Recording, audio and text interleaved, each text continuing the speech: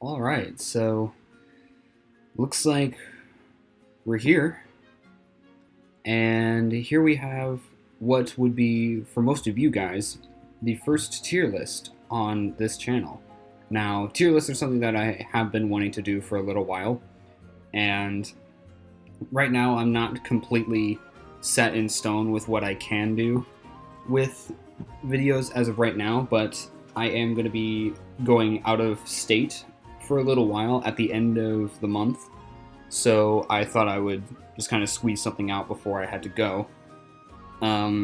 So hopefully I can start getting back on track with making what I wanted to be bi-weekly posts. I haven't done a great job of that, but hopefully after I get back from this trip, I will be able to fix that. So what exactly are we doing here? So as you can see, we have just about every weapon in Monster Hunter here at the bottom of this tier list, and we are going to be ranking them based on how good they are for the game. Now, this is not going to be judged based off of whether these weapons are my mains or not. This is only going to be judging based off of how good are they, like how much of a positive impact do they have in Monster Hunter as a whole. So there's a couple things that we'll be taking into consideration here. The first of which is how unique is the concept. Obviously, the concept for the weapon is something that is grounds to be determined, but it is also something that is going to be, it's going to have a better effect on some weapons than others. Obviously, not every weapon is entirely unique. So you can't exactly judge things like, oh, Charge Blade has a really interesting concept that you wouldn't see anywhere else, but then you get over to Lance and you'd be able to see this in just about every other game. So I'm going to try not to let that impact it too much, but unique concept is definitely going to increase the points that some of these weapons get. Now, another thing is going to be the fun factor. A lot of these weapons are really fun to play. I do play quite a few weapons, especially in Rise. However, not every weapon is made equally. There are some weapons that I just do not find any fun in playing with them. So you might end up seeing them get placed pretty low. Like I said, this is not going to be judging them based off whether or not they're my main or not. I'm going to try to keep that out of it because I don't think that's a really fair way to do this. But this is basically just off of the impact that they have on the game itself, and is that impact good or is it not? And then I think the final thing that could be taken into consideration here is, do they synergize well with other things? Like, how well do they function in multiplayer? That's probably going to be something that I end up missing a couple times. There's a couple weapons like, say, Hunting Horn or Hammer, or maybe even things like, I don't know, like Lance if you played Frontier, that synergize really well with other weapons and work really well in a multiplayer setting. But then there are some that just don't seem to have much of an impact in multiplayer, and then some weapons are more of a hindrance in multiplayer than anything. So that's also going to be a good thing to take note of. And another thing that you probably should note before I start this list, we're going in alphabetical order. As you can see, I've lined every weapon up in alphabetical order. There are only two weapons that I did not consider for this list, and those are the medium bowgun and the new gun hammer weapon that I have heard about that is coming into Monster Hunter Wilds. The medium bowgun is not on this list because I don't hear anyone talking about it, and quite frankly, I do not want to talk about the bowguns 3 times, because medium bowgun functions well as either a standalone without the other 2 bowguns, or it doesn't need to be in the game when we already have the 2 bowguns that are already way too similar to each other.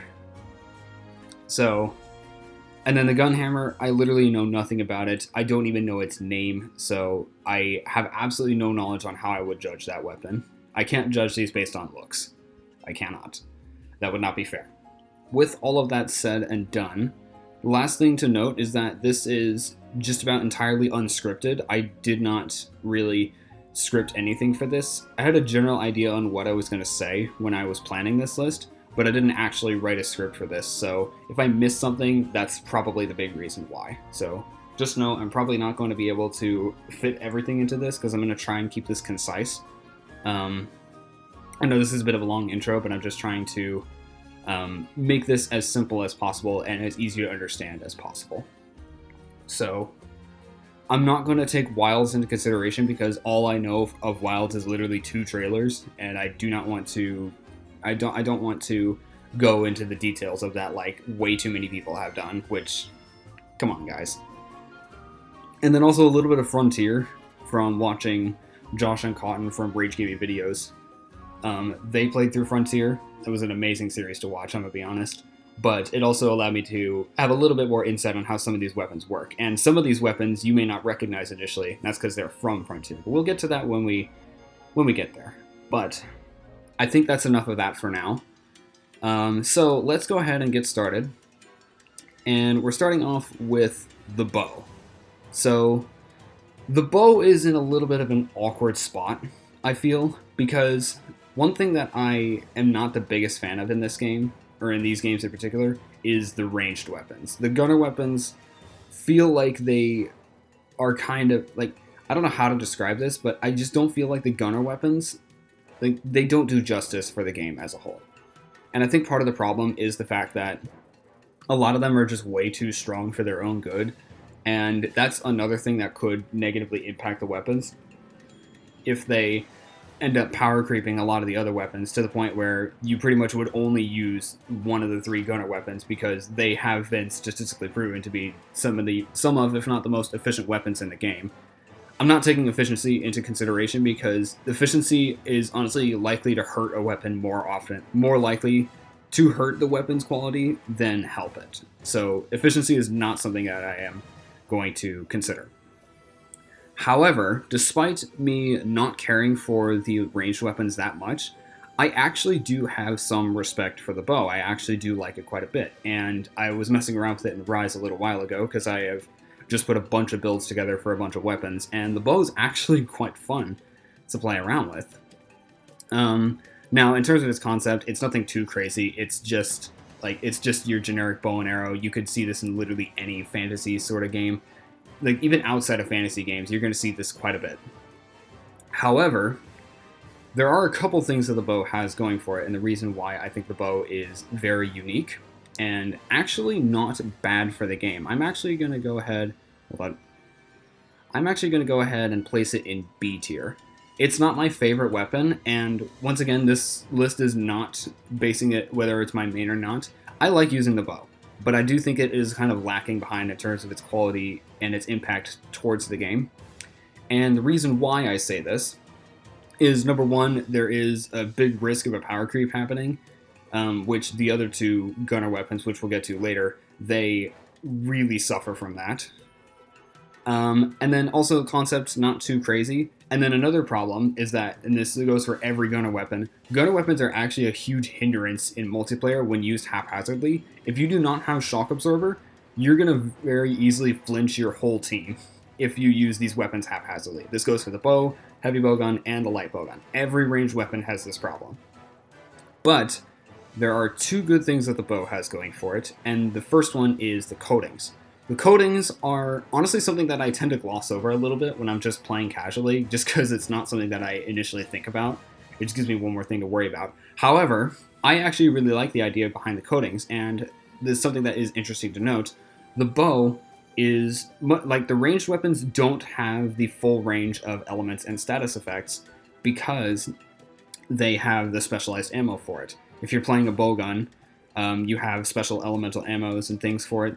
The bow can use the elements, and in some games it can use blast on its own, but most of the abnormal status effects come from the coatings. So you can have things like poison coating, you have an infinite supply of close range coating, there's also paralysis and sleep, there's power coating, and then another thing is there's also exhaust coating, and in some games there's also a blast coating. And then in the earlier games, back when we used to use paintballs, there was also a paint coating, which basically functions as a paintball, but you're also attacking the monster, which is very helpful to have with you. And then the second big thing that the bow has going for it is the Dragon Piercer. The Dragon Piercer is a pretty awesome move that this thing has, because how does scraping the arrow along the ground strap a bunch of rockets to it? Like, as cool as that is, I'm not going to question on how that makes sense, because I, quite frankly, don't need to. It's too cool to have to make sense.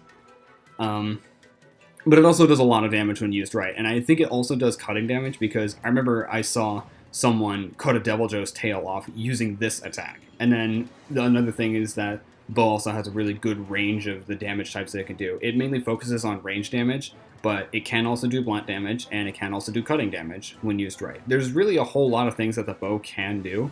I would say it's pretty much the best of all the ranged weapons. It's my personal favorite, even if it is the least efficient, but like I said, I'm not counting statistics in this because that's not really a good thing for me to do, especially since I've noticed that there seems to be a pretty big trade-off when we consider that.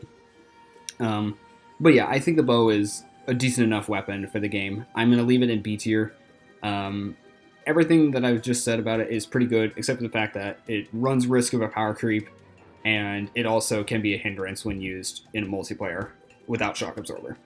Alright, so next up we have the Charge Blade now. Forgive me for not having transparent images for everything. This is the best that I could do, and I was not going to scour the whole internet for this. I put this together myself. I did not follow a template. This is entirely on me.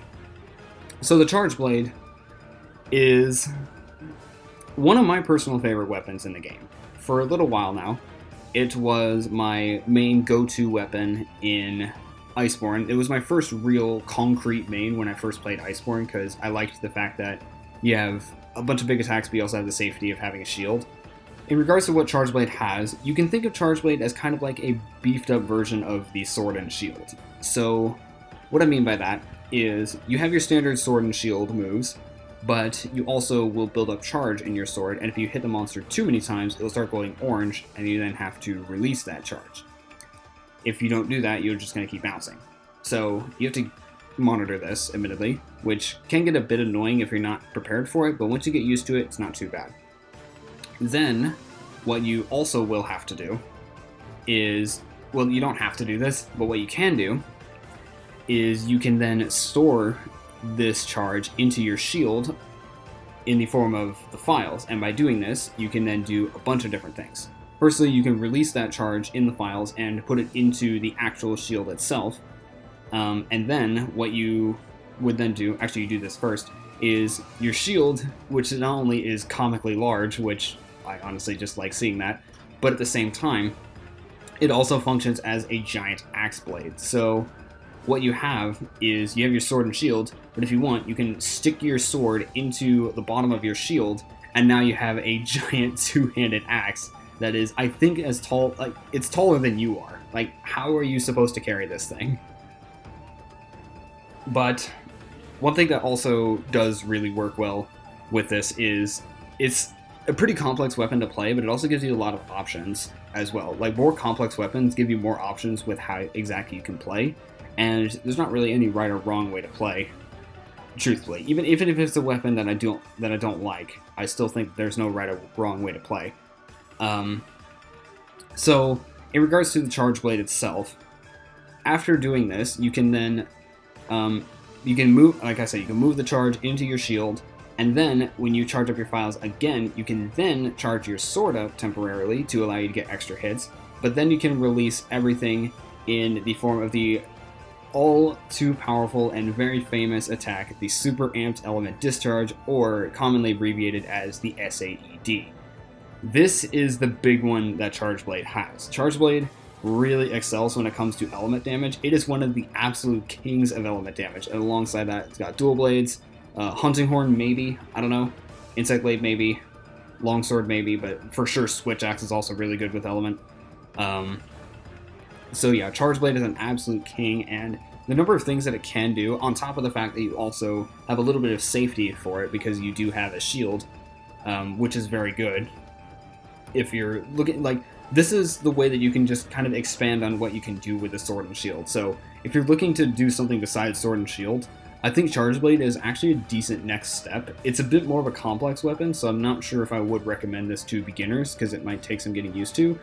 But once you do get used to it, I would absolutely say that it is an S tier weapon for sure. Now, in regards to why I would think this, there's only one thing that's really holding this back.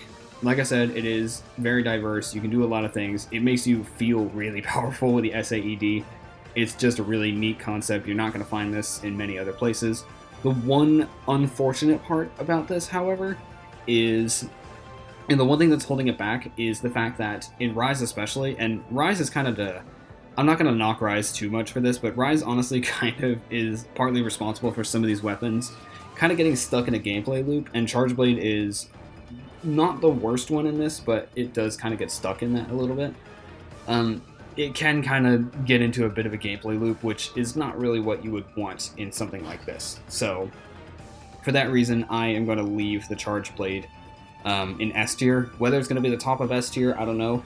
I might end up just reorganizing a couple of these tiers at the end, but I think it's going to stay here. I like this weapon. I think it's a good expansion on what you can do with the Sword and Shield. It's got some moves that Sword and Shield doesn't have, and it's missing some moves that the Sword and Shield does have, but that is another thing that makes it so that this does not completely power creep the Sword and Shield. You had to balance it out somewhere. The same way that Gunlance does not power creep the regular Lance. But you can kind of understand what I'm saying here. I think it's a really fun weapon to use. It feels awesome. It looks crazy good.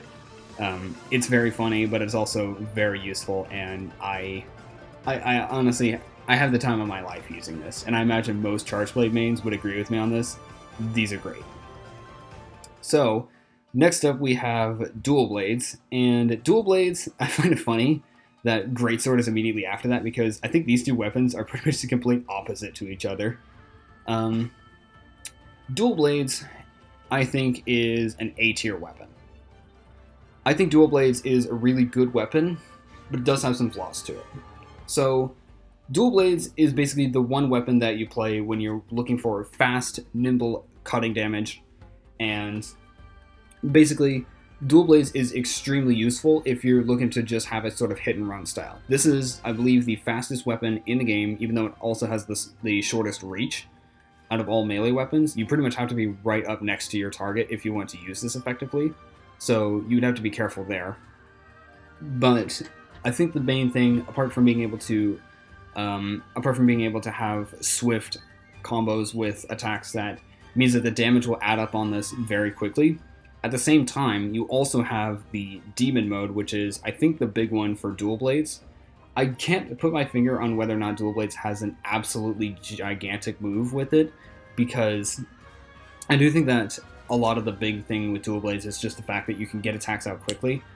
But the Demon Mode allows you to use more powerful combos at the expense of slowly draining your stamina. There's also a meter in the top that will fill up as you use this, and if you fill it up before Demon Mode runs out, you will then enter Archdemon Mode, which basically is a lot of the good stuff with Demon Mode, except I think it's just slightly less damage as a trade-off of no longer reducing your stamina. So it's basically, the way that I've now heard that people use it is you stay in Demon Mode for as long as possible, and then when you're running low on stamina, you exit Demon Mode, and then regain your stamina, go back into Demon Mode.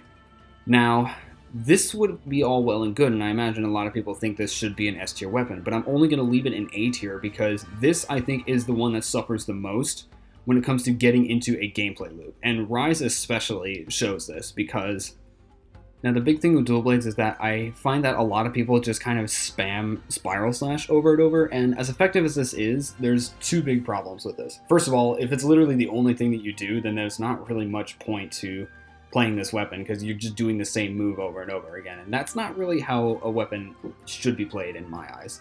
But the second problem with this is that Spiral Slash does not always work. I have had some fights where it works 90% of the time, and some fights where it works 1% of the time. It's not very consistent, and inconsistency in some weapons, and I understand that there's a method to this, but it's hard to read, especially when it's an attack that is meant to be spammed over and over. It's hard to read a method when you just do this thing over and over and you're not really thinking about it. So I think those are the two big things that brings Dual Blades down a little bit. That's kind of the only thing that really hurts this weapon in my eyes. Overall, it's a really fun weapon to use and very effective, and I find that it's also a very beginner-friendly weapon. However, it getting stuck in a gameplay loop is the one thing that is holding this back. Alright, next up is Greatsword, and I don't know what I want to do with this. Greatsword, if, like, you guys probably don't really know about this because it's been a little while since I've posted like serious Monster Hunter content, but for those of you who know me, you will know that I am not a big fan of this weapon. I've tried and tried and tried over and over just to get to grips with this weapon, and I just can't get it. It makes, like, it's one that I just can't handle. But that's not the only problem I see with it. Like I said, I'm not basing this if this is my main or not. I see this weapon used a lot, and for good reason. It is very strong, but at the same time, it's so difficult to use because of how slow and heavy it is. Like I said, it's pretty much the exact opposite to dual blades, and that kind of goes for its quality as well. I'm gonna talk about Rise later, as well as one thing that I did find interesting that might be coming to Wilds. That might bring it up just a little bit, but I'll only talk about that later.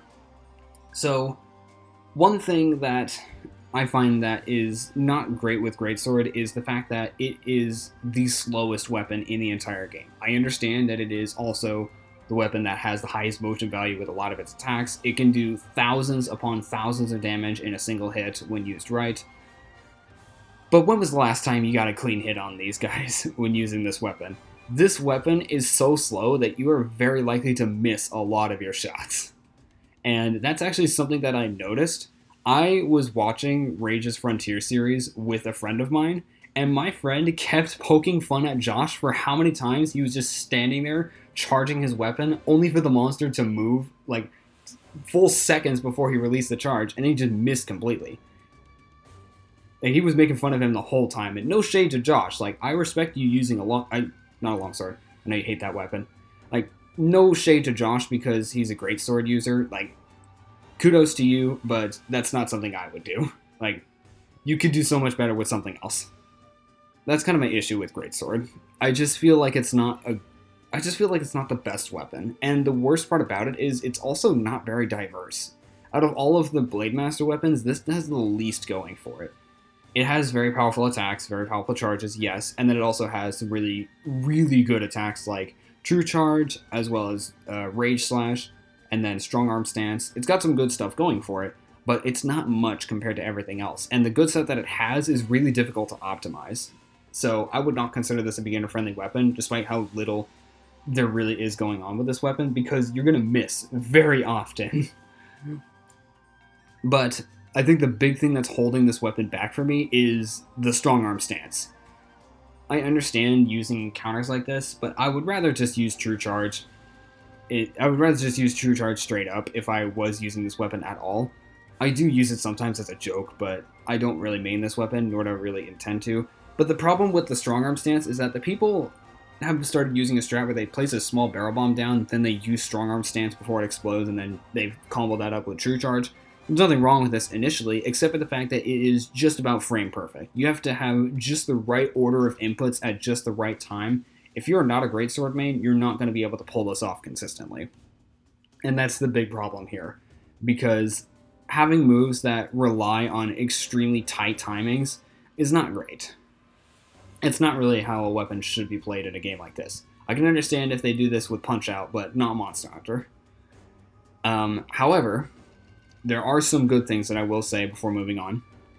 One of the good things behind Greatsword is it has been getting more options thanks to Rise. It's less likely to end up in a little bit of... It's one of the few weapons that is less likely to end up in a gameplay loop than it used to be. So that is a good thing, not enough to bail it out of sea. But there is one more thing. I'm not going to show this. However, I was watching the first trailer for Wilds, and one segment had the hunter restraining the monster by holding the greatsword in their mouth. Whether that'll be something that is exclusive to greatsword or something that is exclusive to the monster remains unknown. However, until further knowledge, it's going to stay in sea. If this is something that you can do with greatsword, which would be just restraining the monster, that's actually going to be really good for it and would bump it up to a B tier for me if it's executed properly. I think this weapon would actually be really good if it's true that you can restrain this, or if it's just this one monster, then that's pretty okay-ish too. However, I do think that this is going to be easily the best place for it for now. Maybe if I get to grips with this a little bit more, Maybe that'll change, but for now it's just a C tier weapon. Alright, next up is Gunlance, and Gunlance and Hammer up next are going to be some of the more controversial weapons on this list. Because these two weapons seem to be statistically proven to be the weakest in the game. But I say, if you're saying that Gunlance is a bad weapon because it's not the strongest,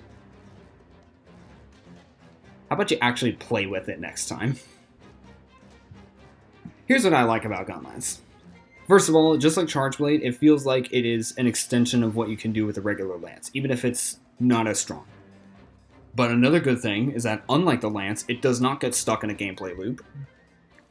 And it also is just, like, there's a reason why this weapon is commonly nicknamed as the Fun Lance. And it's the fact that it is one of the genuinely most fun weapons to play when used right.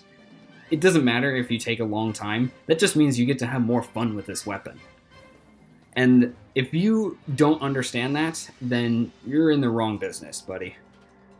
So the Gunlance basically has a lot of defensive capabilities, just like the regular lance, but it also has the cutting damage in the form of just poking the monster. But what the Gunlance has that the regular lance does not have is a couple of regular attacks for some reason. I honestly wish the lance had those, because that would actually be really useful for it. But what it also has is the shelling attacks, and there's a few different things for this. Some people may notice that I didn't exactly bring up the different kinds of shots that the bows have. I'm not gonna take that into consideration just because it's a rabbit hole that I don't really want to go down, and I haven't noticed enough of a really significant difference. The same thing is going to go for all the shelling types that the Gunlances have. So if it's normal, if it's long, it's wide, I don't care. It's gonna be very similar to me. But the different kinds of shelling attacks that this has is you have your standard shelling, and then you also have a follow-up to that in the form of the worm stake. Then there's also a couple other ways that you can use this. A couple other ways that you can expend ammo. Like in Rise, I know you can legitimately rocket yourself across the zone with this, which is just the best thing that you can do with this. No questions asked. Actually, wait, no, that's not true. Because it also has, and the big one here, is Wyvern's Fire. Wyvern's Fire is easily the best thing that this weapon has going for it, and it is actually something that has been consistently expanded upon in the last couple of entries. And by that, I'm talking about World and then Rise. So World, we'll talk about that in just a second. But with Rise, the big change that was made to Wyvern's Fire, sheesh. The big change that was made to that is the fact that you can now aim it in any direction. And that actually is a really good thing, because being able to aim the Wyvern's Fire just about wherever you want to is so extremely helpful, because sometimes the monster is just barely too high, and so you just miss completely. In previous games, you could only aim it left to right. But in this game, you can aim it up and down as well, which is exactly why I think this is really good. But another neat little detail is that there's so many hot gases that are caused by the Wyvern's Fire that it actually, your weapon has to actually vent out those gases.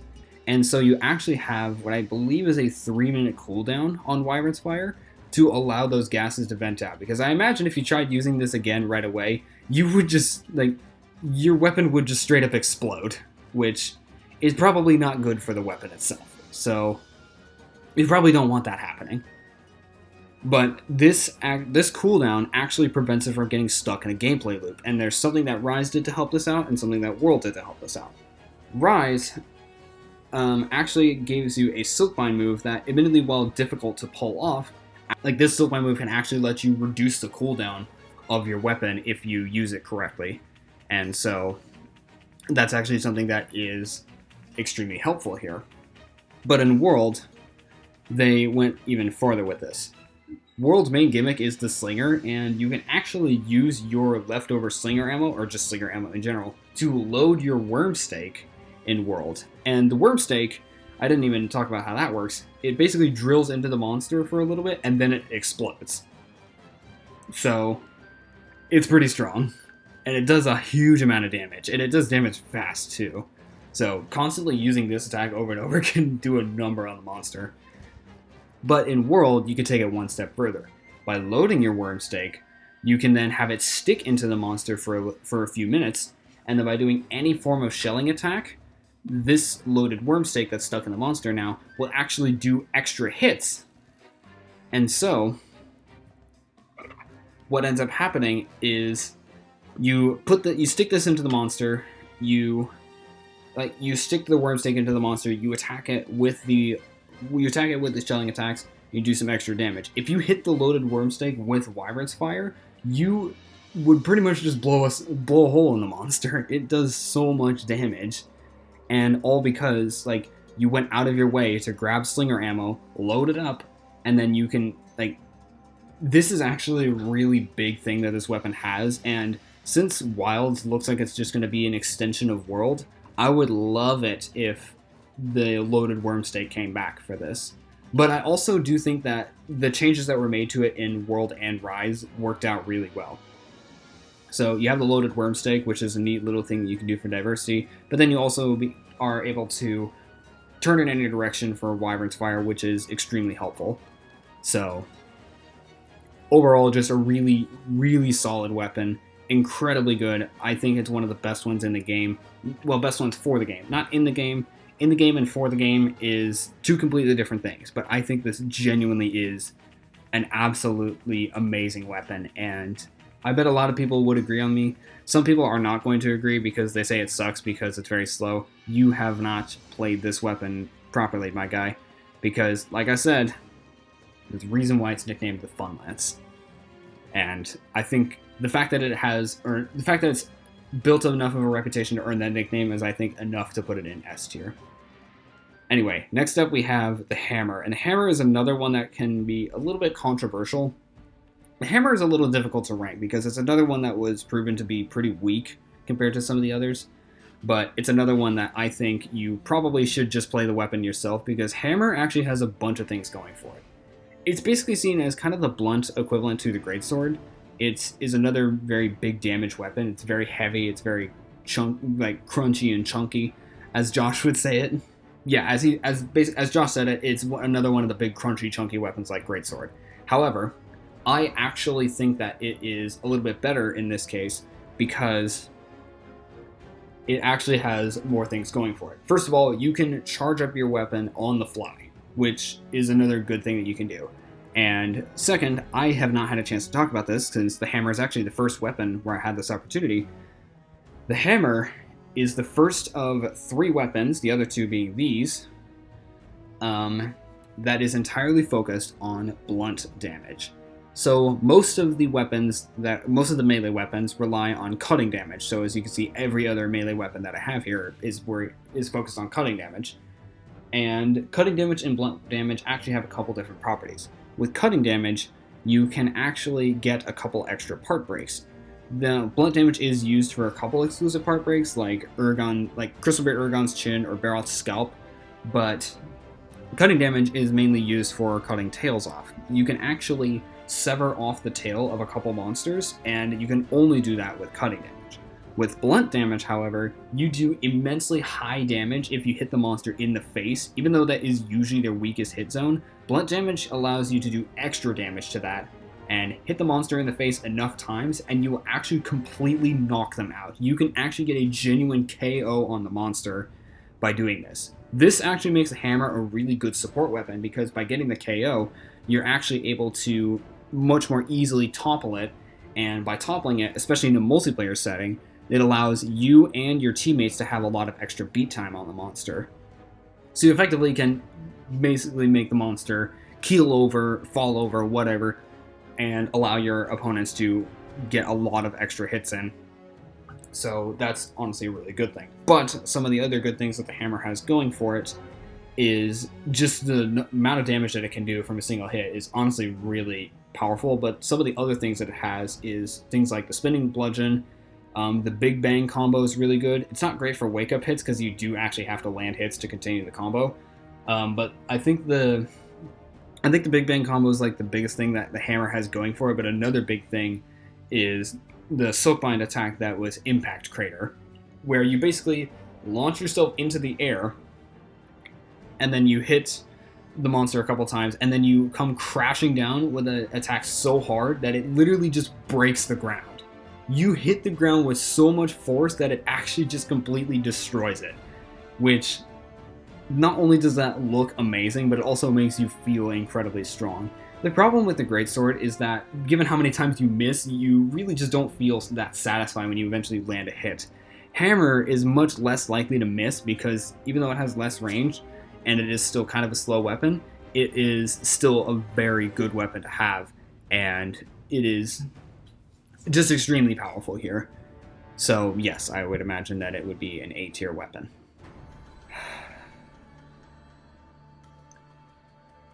You guys may have been able to see this coming, but I am just going to go ahead and get it out of the way.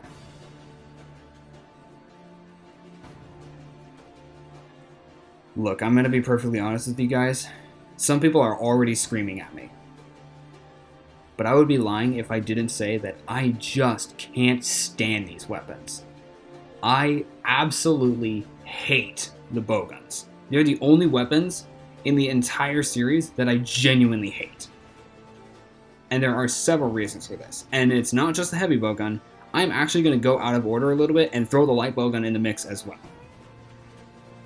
Because, first of all, these two weapons are almost exactly the same. They play in just about the exact same way, and even though Rise tried to diversify thanks to Silkbind, which, to be fair, they did not do a half-bad job at that, it was not enough. Since they are gunner weapons, and somehow, statistically they were proven to be the strongest weapons in the game, both of these two, how in the world did that happen? I don't get it. How is Gunlance and Hammer at the very bottom, but these two at the very top of that list? This is why I don't pay attention to statistics when I'm thinking about these sorts of things. It takes a lot of the fun out of it. But I've noticed that there tends to be a big trade-off in this game, where the more efficient your weapon is, the less fun it is to play. And I've noticed that pretty greatly with these two right here. But my big problem is the fact that in the middle of a fight, all you do is you point, shoot, occasionally reload, and literally just stop everything you're doing to reload, and then you just go right back to pointing and shooting. And I understand that a lot of heavy bowgun mains will tell me that there is a lot more to that. Really, you could have fooled me. Because my big problem with this is that I also tried learning how to use these weapons. Every single person who I talked to gave me, they barely gave me any information, and I knew there was a lot more to it. Come on, help a guy out, and that's one of the big reasons why I ditched these weapons quickly. But my big problem here, and the reason why they're both stuck in F tier, is the fact that they power creep everything in the game. I heard from someone that 4 people holding a heavy bowgun can take out the final boss of Sunbreak in under 1 minute. That alone is grounds for putting it in F tier. It is not an S tier weapon by any means. I know so many people are begging for me to put these weapons in S tier. I'm not going to give them any uniqueness for the fact that they are ranged weapons in a game that is mostly based on melee weapons. They don't get this they don't deserve this distinction because they are ranged weapons.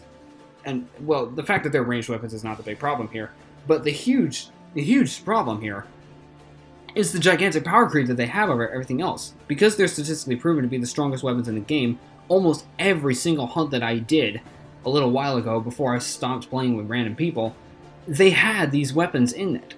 And they're not good in multiplayer either, because unless you have 4 gunners that are all decently spread out from each other, having one of these 2 weapons on a team where everyone else is a Blade Master is basically just asking for trouble, because like I mentioned with the bow, these 2 weapons are lousy with synergies with other weapons, because if you do not have Shock Absorber, they will flinch you at every single opportunity, and it is not fun to have to put up with. I can't tell you how many times I have been flinched and almost killed because someone brought a light bowgun and just kept shooting me over and over and over again. I'm not even joking here. It is so frustrating to have to put up with this every time. And people also complain about this with heavy bowgun. If you do not have Shock Absorber, why are you bringing these weapons? Because they're strong? Okay, you're just going to be like everyone else. Too many people use these weapons. I'm actually serious.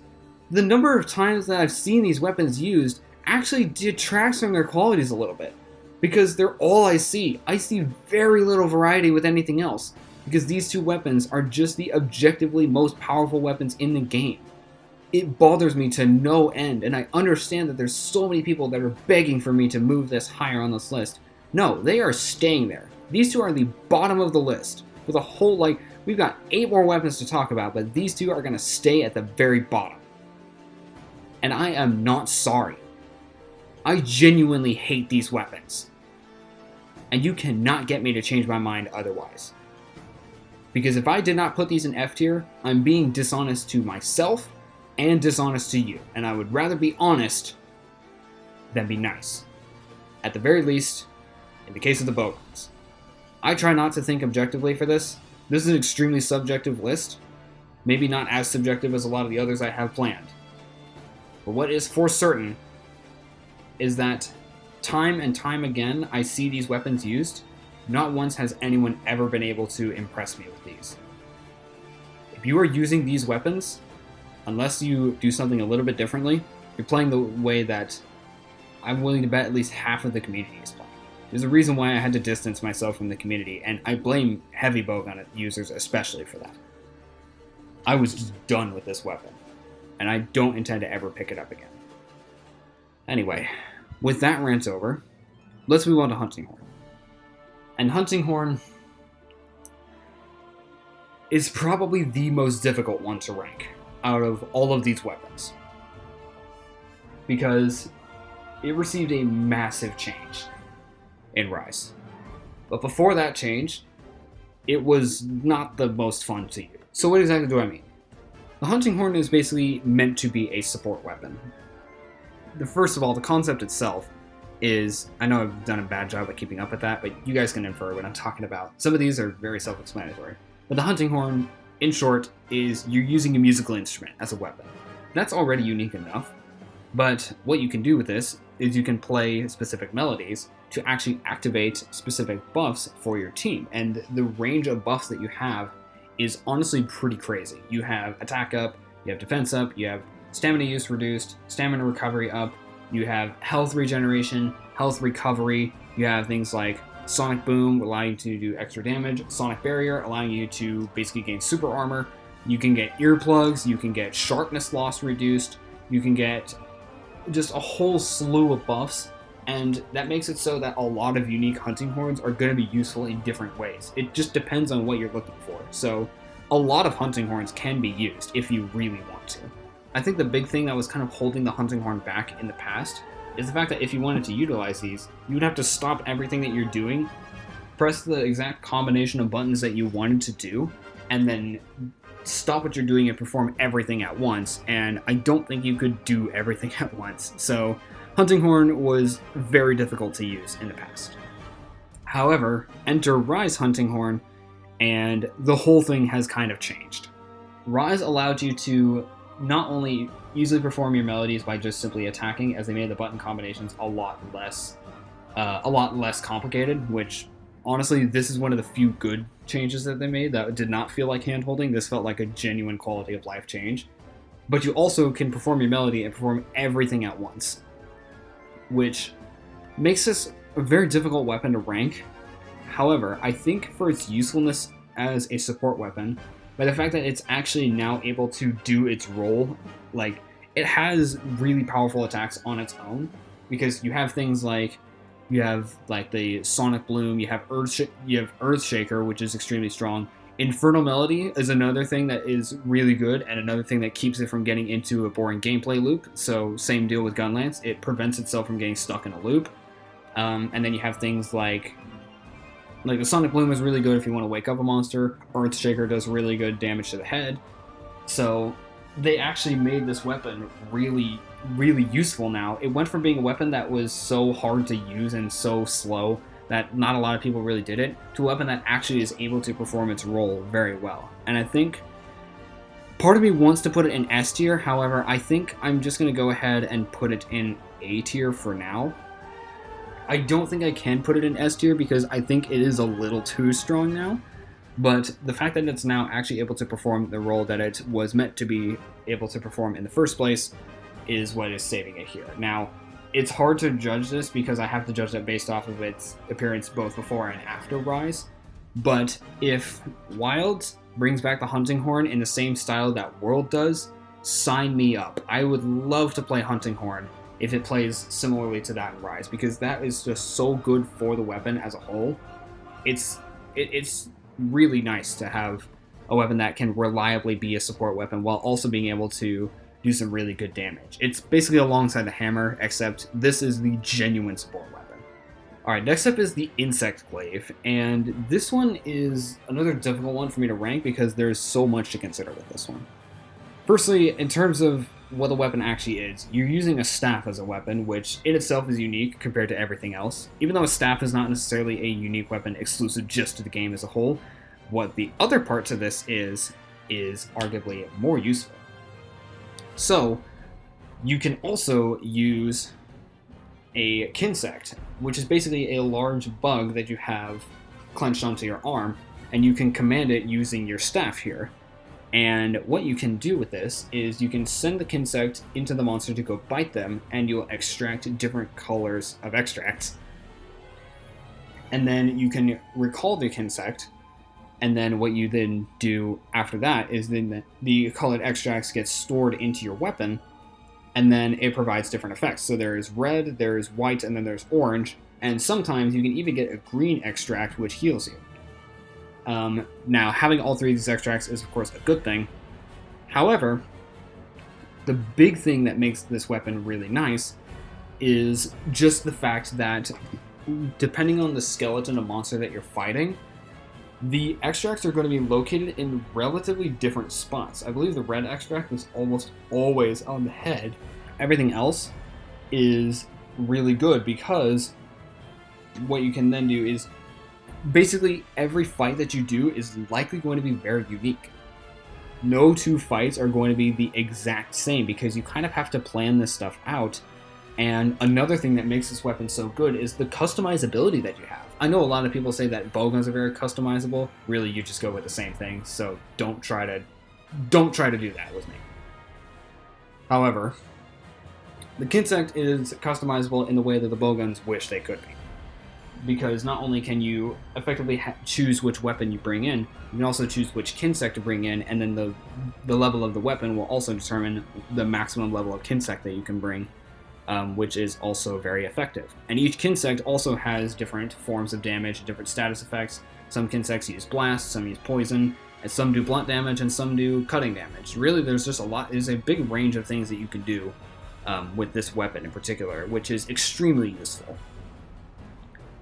So, for its variety that it has, as well as some other unique little things that it has going for it, for the variety of Kinsect, for the fact that no two fights are likely to be the same, I think this genuinely is one of the best weapons for the game. I think this is genuinely an S tier weapon. I think I can justify putting it in S tier. It is not even close to being my main. Like, this is not my main weapon by any means. But I love the concept for this, and I think that genuinely this is one of the best weapons for the game because it's so unlikely that you're going to see anything like this anywhere else, which is kind of what you want here. Alright, next up we have the Lance, the degular Lance, as Linja would call it. If you guys watch that short, you'll know that she calls things degular. May she rest in peace. Absolutely bless her heart. But anyway, talking about the Lance, I think this one is kind of difficult because it's hovering between, like, the weapon itself is hovering between B tier and C tier for me. I'm not going to put it in any tier just yet. But here's the thing. The Lance in particular is both really good but also not very good at the same time. So the big thing that the Lance has going for it is the fact that it is the defensive weapon. This is the best defensive weapon in the game. If you're looking for a weapon that it's also kind of beginner friendly, even though it's very slow, the Lance is actually a really good weapon if you're looking to play defensively, and that's exactly the thing here. And then the Lance also has some really good counters and some other moves like the Lance Charge, and it really just has a lot of good moves going for it. But I'm going to actually dive into Frontier a little bit for this one, because, yeah, this one got kind of insane in Frontier. Basically, not only is there a skill in Frontier that allows you to block attacks from behind you, But Extreme Style Lance in Frontier, and I've neglected to talk about Extreme Style since I'm mainly just kind of considering the main series. Not fully, but you get what I'm saying. But Extreme Style Lance, from what I hear from Josh, is not only can you block attacks with virtually no chip damage, and like you don't flinch, you don't take chip damage, you're like it pretty much just does not care.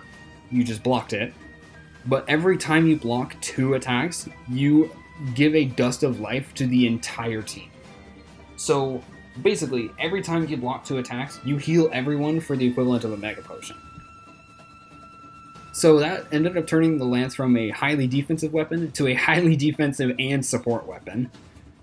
And that makes it difficult for me to rank, because I have heard that Lance really just spams a lot of moves over and over in the main series. But I don't know, like, the fact that I don't know what to do with this. I don't think I can put it in C tier just because I actually do like using this weapon a little bit, even though it's not my favorite. I think I'm going to put it in B. Nope, not A. I want to put it in B. I think I can put it in B because I actually think that this is a decent enough weapon and it's kind of beginner friendly. I'm not really sure if I would consider anything else for this, but you kind of get what I'm saying. I do think some changes need to be made to this. Gunlance has some moves that I'm looking at the Lance and I'm like, why can't I do this now? It does not make sense. Why can I not do this? Like, I get that they kind of did the same thing with Charge Blade and Sword and Shield, but it kind of makes the weapon a little less easy to use if you get what I mean. Anyway, next up we have Longsword. So Longsword is a weapon that is very interesting. It's not a very complicated weapon, so it's pretty beginner friendly. And for a little while, it was like, I think this is still going to be my main in Rise and Sunbreak, just because I played it so many times. Literally have over 1,000 hours on a save file in that game, and most of it was the Anomaly, which I do not care for. But despite how simple it is, I actually think I can justify putting the Longsword in S tier. And here is my sort of argument behind this. So, the Longsword as a concept really isn't too unique. It's kind of along the lines of the bow and the lance. Like, you could see these just about anywhere. But the way they handled the Longsword was really good. The main thing that the Longsword has going for it, the main gimmick that it has, is the Spirit Gauge. The Spirit Gauge is something that you can build up over time. By landing hits with your Longsword, you will then build up the inner side of your Spirit Gauge. Then you can release this in the form of the Spirit/combo. You don't have to land everything, but landing certain attacks will actually raise your spirit level up by 1, and you'll know that you raise your spirit level by the fact that you now get a colored outline around your Spirit Gauge. So level 1 is white, 2 is yellow, and then you can raise it up to 3 times, and level 3 is red. When you have all of this leveled up, and you can level these up in multiple different ways. There is the Spirit Round Slash that you do at the end of the Spirit/ combo. There is Sakura Slash, which is honestly one of the best moves that this thing has, despite how long of a cooldown that it has. There's a lot of ways that you can raise your Spirit Gauge, and it makes Longsword a very customizable weapon in terms of how you play. This has actually a lot of diversity to it, despite being a very simple weapon. But when you get this Spirit Gauge raised, then you get a whole new set of options to do. You not only have a lot of options to raise your Spirit Gauge, you also have a lot of ways to use your Spirit Gauge to power up your weapon. Every time that you raise your spirit level by 1, it will actually increase the damage that your weapon can do. So not only is that a good thing, but to go along with that, you also have access to a couple different neat little things. And I'm going to take World and Rise into consideration for this one. In World, you have the Spirit Helm Splitter, where you basically put your sword through the monster, and then you leap into the air and come crashing down, effectively with a big slash through literally the entire screen. Like, you're cutting the screen in half, which, wow. And believe you me, there have been some cases where I've quite literally distorted the fabric of reality when using this weapon. I have a couple end screens that could prove that, and I think I also did that with dual blades a couple times. There was one time where I literally just made Great Baggett's head explode with dual blades. Let's not get into that though. But with longsword, you can cause some crazy screen distortions as well, which is pretty funny to look at if it gets captured on an end screen. But the Spirit Helm Splitter is incredibly powerful, but just as powerful, if not even more so, is the Sacred Sheath combo in Rise. The Sacred Sheath combo is the biggest thing that I think that this thing has going for it, and it's something that I would really like to see come back because I love this combo. Because it not only does a huge amount of damage, but unlike True Charge, it actually rewards you for playing well. By raising your spirit gauge up all the way to level 3, which does take some doing, so it's not going to get as easily into a gameplay loop.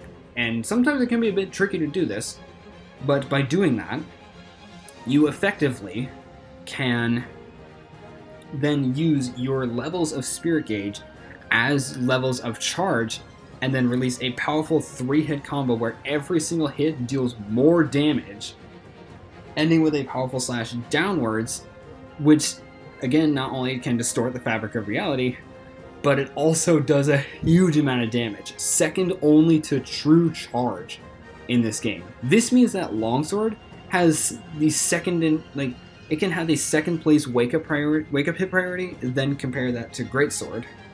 Something I did forget to mention earlier when it comes to Greatsword is the fact that it does have first place when it comes to waking up the monster, because it has the highest motion value with its attacks.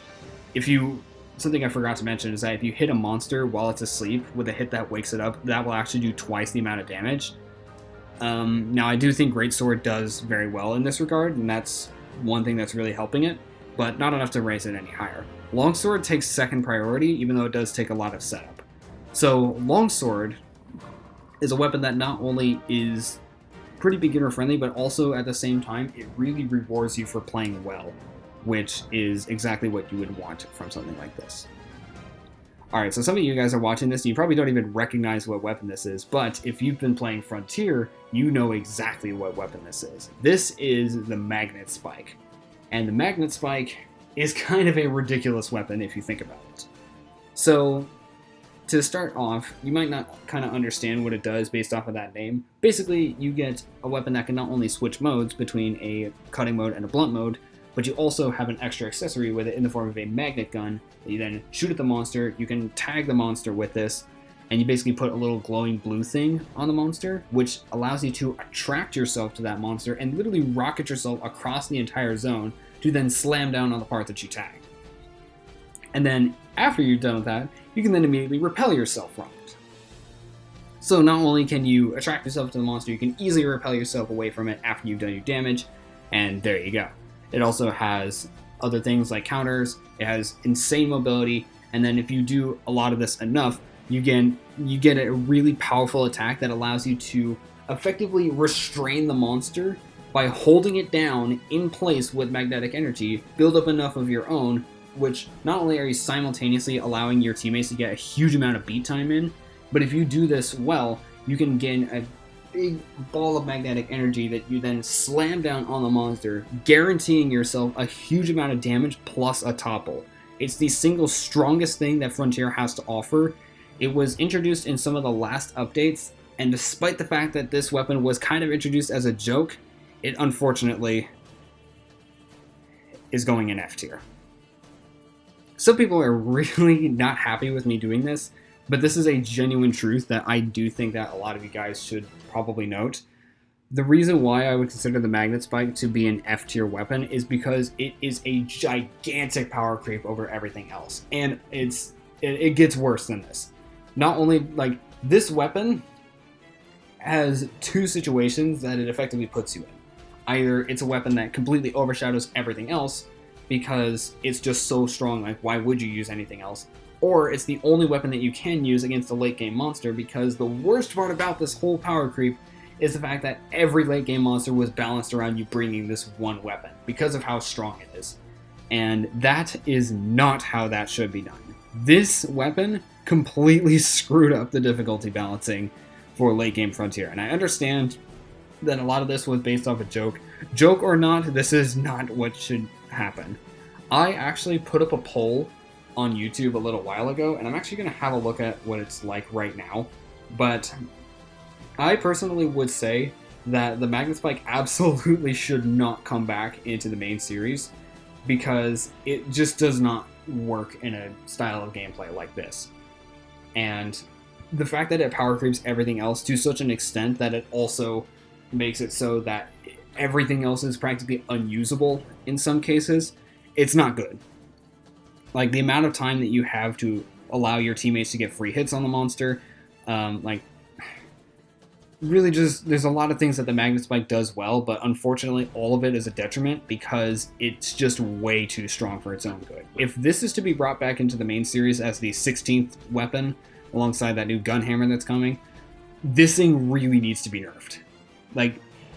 You can't even make this work in the main series, because the fact that you could just instantly attract yourself to the monster and then repel yourself away, it's just too good by itself, even if the motion values are lowered.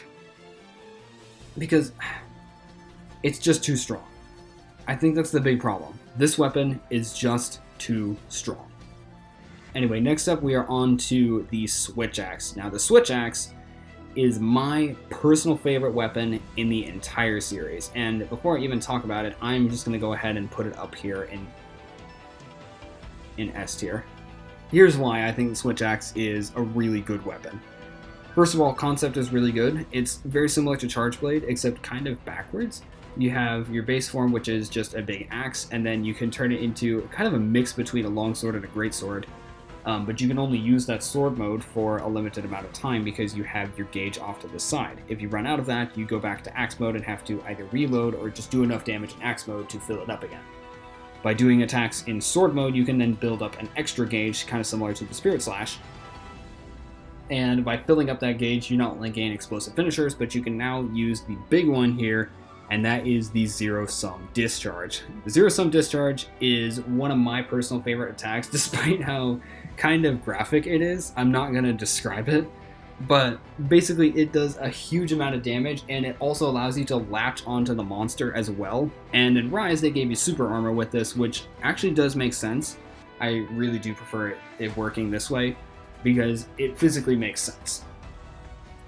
But this weapon is just my personal favorite. It's my main in a lot of games. It's my Iceborne main. It could very easily be my GU and Rise mains. It's very likely that this is going to be my Wilds main as well. When that game comes out, you better believe I am excited for Wilds. So you absolutely should better believe that I am going to love this weapon. Now, I'm not sure if it's the actual best one for the game. I'm trying not to be biased here, just because I like this weapon so much, but I think it genuinely falls under the balance of being extremely powerful, but also being very fun at the same time, while not power creeping everything else. I think this weapon, more than anything else, deserves to be up here because it does not fall into the trap of being caught in a gameplay loop like dual blades. It doesn't power creep everything like the bowguns do. It's basically the perfect balance. It's the jack of all trades weapon in regards to its qualities, and that is what makes it an absolutely amazing weapon. There's not really a whole lot that I can say about this because I'm trying to keep this list concise, and I've been recording for over an hour already. But yeah, I absolutely love this thing, and I can't imagine what this series would be like if we just suddenly took it out of the game going forward. There'd be a hole in this series that I don't think would easily be fixed, so yeah.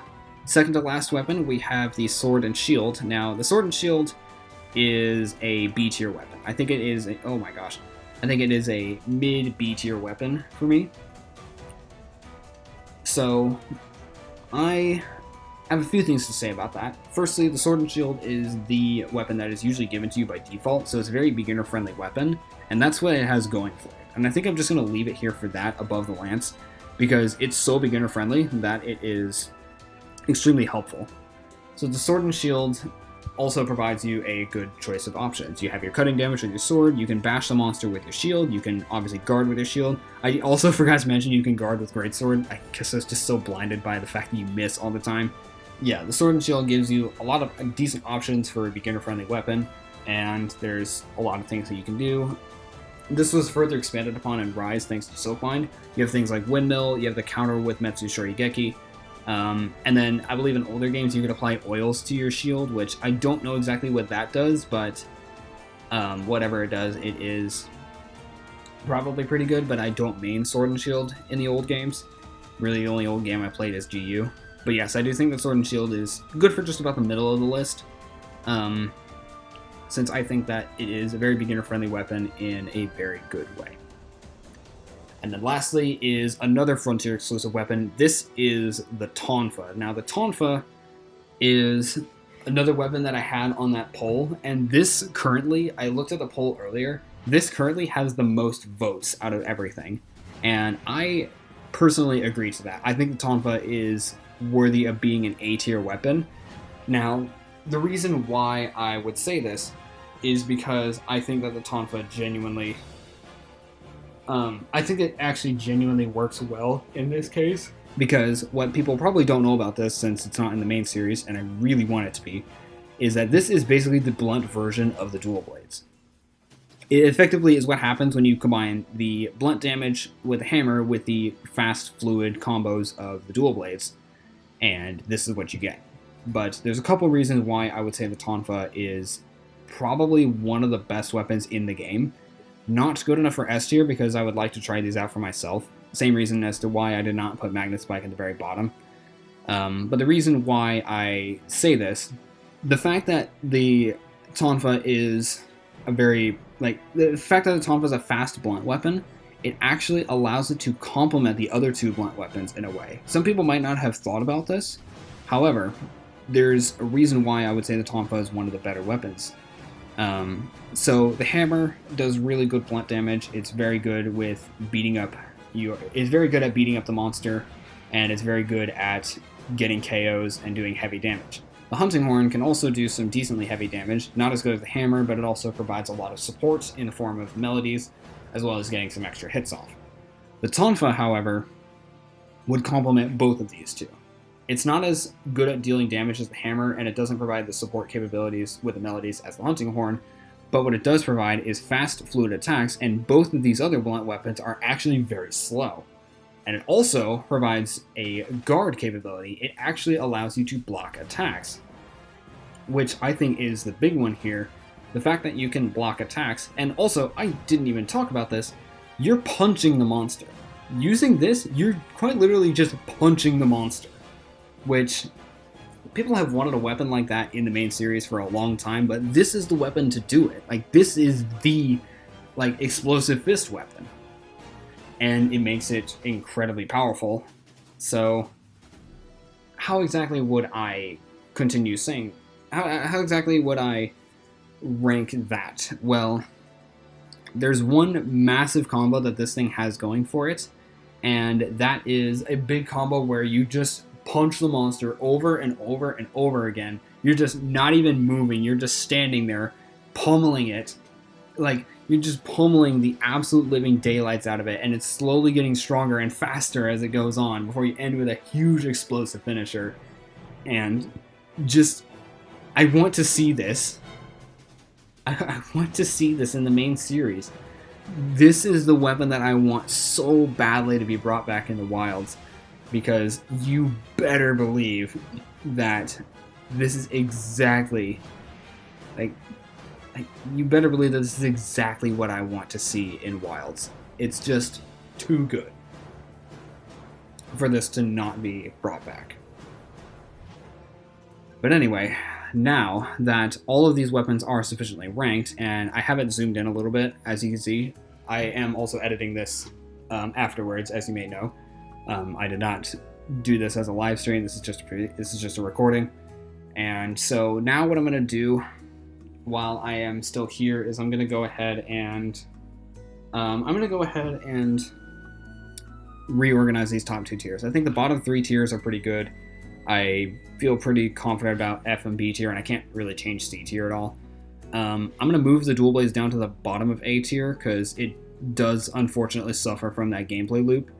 I'm going to move the hammer just above the dual blades, and then I think I'm going to leave it like this. I want to put Hunting Horn in S tier because it actually does fulfill its role now, but I don't think it is quite worthy of S tier because A, it might be a little too strong, and B, it also took this long to be able to do that, so maybe in the future we'll be able to average it out to an S, but for now it's going to stay this way.